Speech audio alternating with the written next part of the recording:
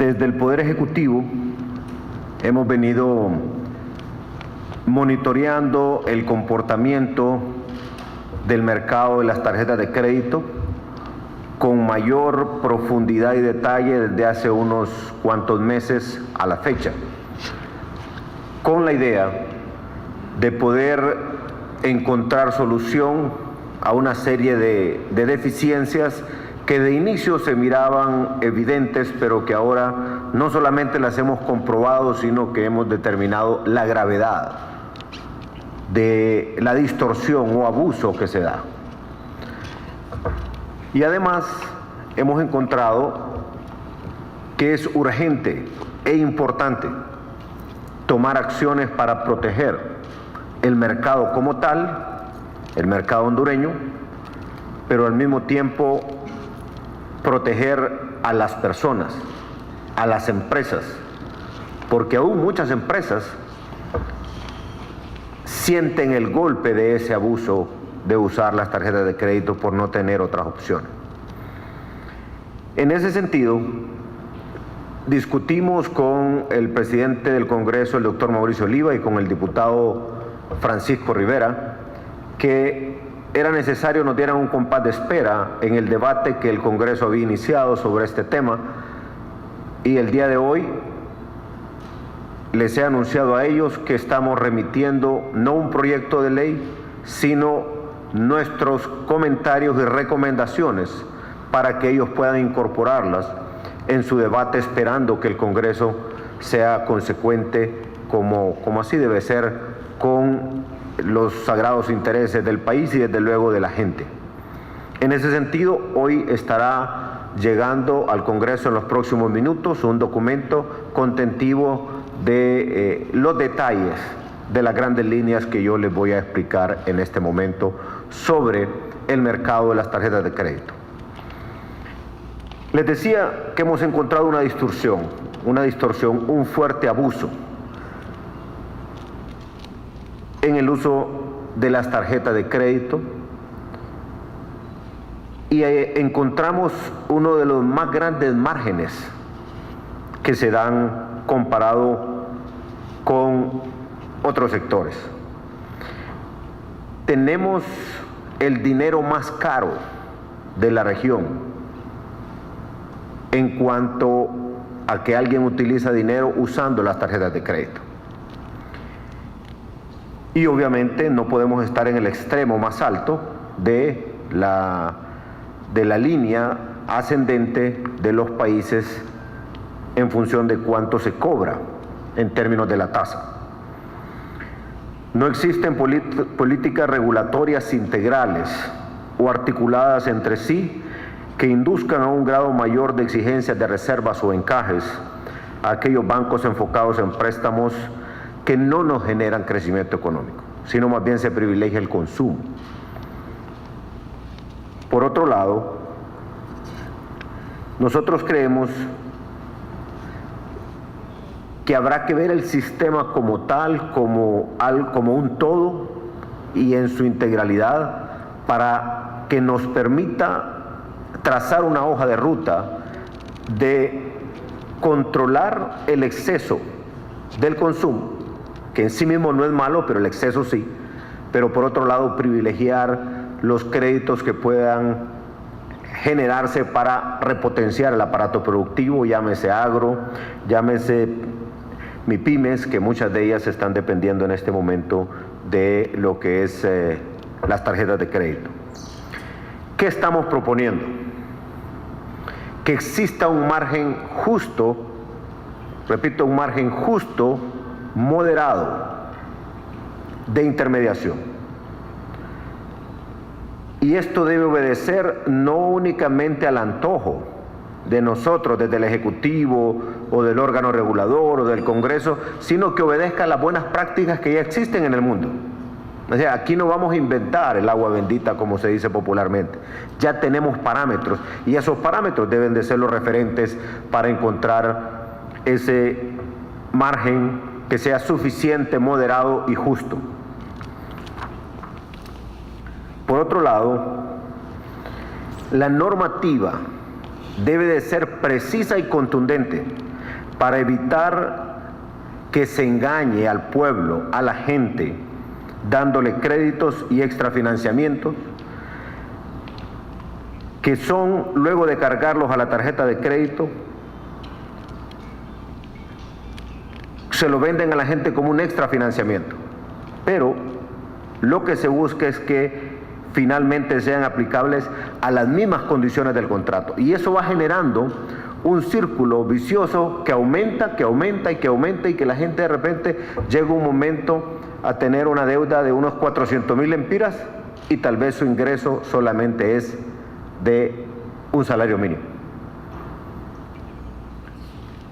Por otro lado, el Poder Ejecutivo cree que se deben de establecer techos máximos de endeudamiento en función de la capacidad de pago del tarjetaviente.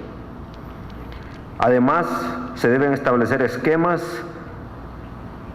que privilegien el crédito productivo y de alguna manera evitar que se sobrepase de su capacidad como sistema en el país o las personas o las empresas en los créditos de consumo. En Honduras también debemos de regresar a ponerle un techo al margen o a la tasa de interés, de tal manera que pasado ese techo entre en la figura de la usura como figura delictiva.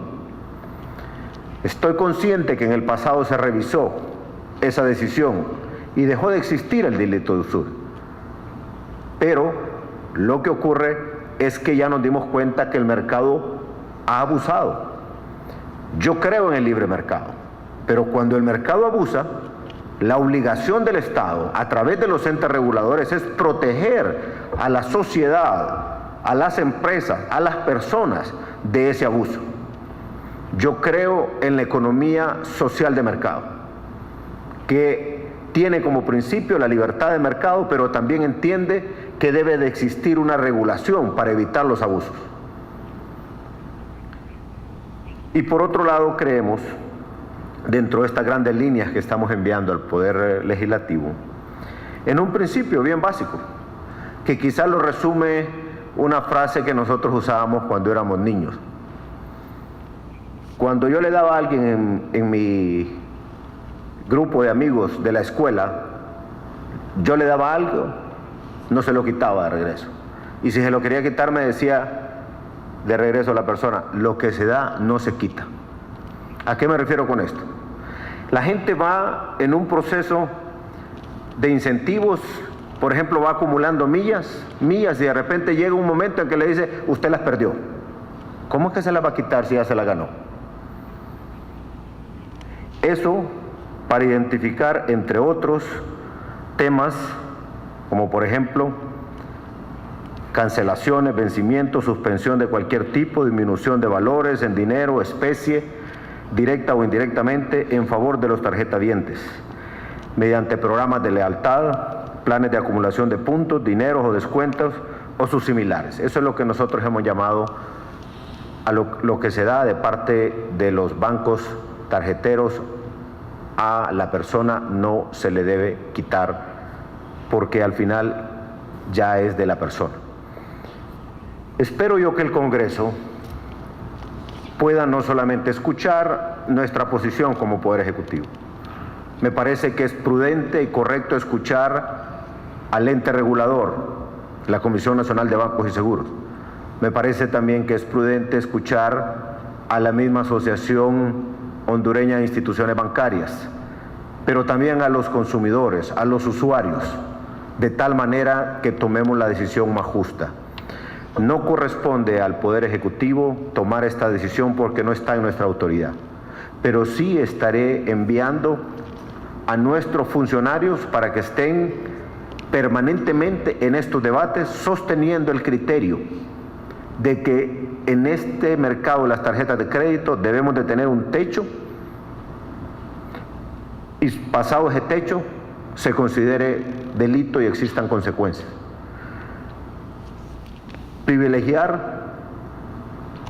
los créditos productivos, mirar cómo logramos evitar sobrepasar en el tema del consumo, lograr de igual manera tener parámetros o márgenes justos para no ser el mercado más caro en términos del uso del dinero a través de las tarjetas de crédito de la región, si nuestra macroeconomía está en muy buenas condiciones. Para no incomodar a ningún otro país, podría decir que estamos entre las mejores macroeconomías de la región. En consecuencia, eso debe de reflejarse en el dinero que usa nuestra gente. En ese sentido, amigos y amigas de los medios de comunicación, yo también quisiera pedirles a ustedes que se conviertan en canalizadores de esa voz de los que no tienen voz, porque tenemos que tirar parámetros o puntadas de lo que debe ser lo justo, lo correcto. Repito, adelantándome a cualquier posición del sector privado que pudiera querer inducir a hacer creer al público de que no creemos en la libre empresa. Claro que sí, pero en la libre empresa responsable, que gana justamente. Ahí vamos a estar para apoyar, pero nuestro deber es proteger a los más vulnerables. Y en este momento hay personas que tienen hasta 9 tarjetas de crédito cuando de repente solo tenían la oportunidad de una cantidad mensual de un salario mínimo, pero están tan endeudados que podrían vivir 60 años pagando y no van a pagar la deuda. Eso no es justo para nadie.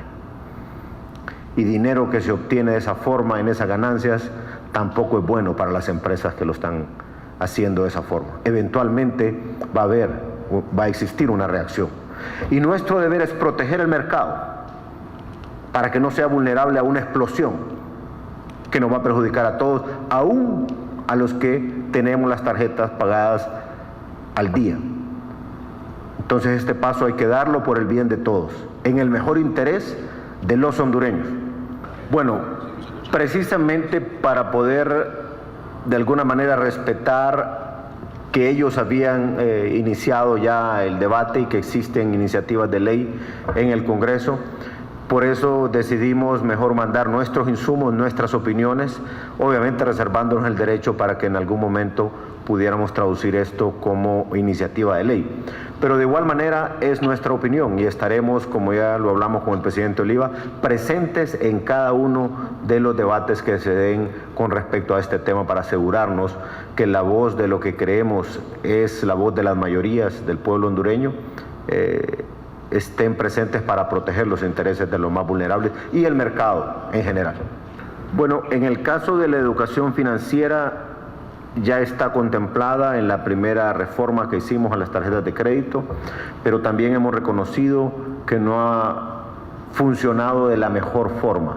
Me parece que tenemos que hacer un esfuerzo que sea más efectivo y también está dentro de lo que estamos enviando al Congreso Nacional.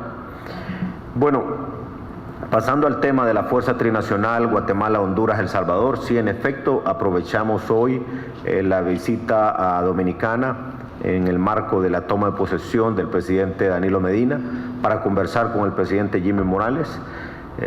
Conversamos sobre los avances de las conversaciones entre los ministros de Seguridad, Defensa, los órganos de inteligencia de los 3 países. Le comentaba a él que para mí era importante poder estar ya avanzado con El Salvador, algo que nos hace falta, que es crear el grupo de alto nivel que ya tenemos con Guatemala, pero que no tenemos con El Salvador. De tal manera que el presidente Sánchez Serén y a través también del canciller Hugo Martínez de El Salvador, ya nosotros hemos hecho saber nuestra posición de la necesidad de crear ese grupo. También he informado al presidente Morales y también al presidente Sánchez Serén que Honduras en la próxima semana terminará de estructurar la fuerza interinstitucional que estará desplegada en los principales sitios de interés en la frontera con El Salvador. Pero queremos ir a la conversación con los 3 presidentes, ya con los grupos de alto nivel en materia de seguridad, con Guatemala, con El Salvador, de igual manera que Guatemala lo pueda tener ya instalado con El Salvador, ya lo tiene con Honduras, y el siguiente paso sería el grupo de alto nivel en materia de seguridad para los 3 países.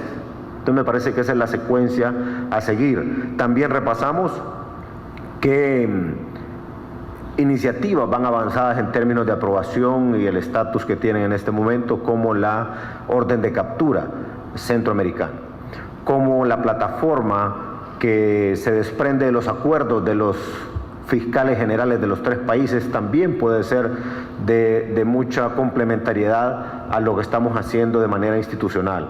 Le expliqué también al presidente Morales lo que ayer conversamos en sesión del Consejo de Defensa y Seguridad, partiendo del informe que dio el fiscal general Chinchilla, de cómo esas plataformas tecnológicas pueden ser de mucho provecho en la medida que las podamos usar los 3 países con una rapidez o como se dice popularmente, usarlas en tiempo real, y que podamos estar siendo retroalimentados de inmediato del otro país cuando se requiera.